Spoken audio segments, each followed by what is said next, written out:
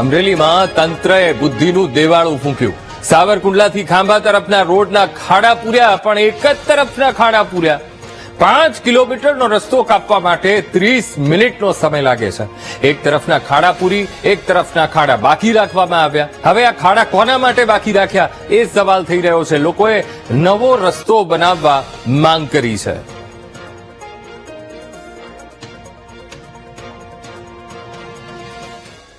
આ રસ્તો એટલો ખરાબ છે જેના કારણે ઘણા લોકોનો અકસ્માત પણ થાય છે.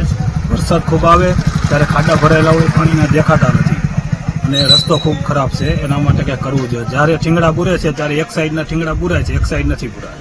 આ જીચાળીના આકવેથી માંડી ખાંભા રોડ સુધી આકવા સુધી રસ્તો ઘણો ખરાબ છે. ફાટકની બાજુમાં મારી વાડી છે અને અહીંયા થીંગડા મારે છે, પણ થૂકના હાંધા કરીને થીંગડા મારી જાય છે.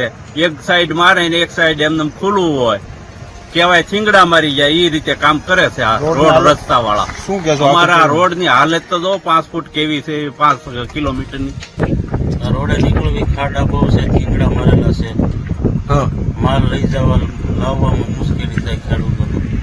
કેટલા ગામને જોડતો આ રોડ છે? ઘણા ગામને જોડતો રોડ છે.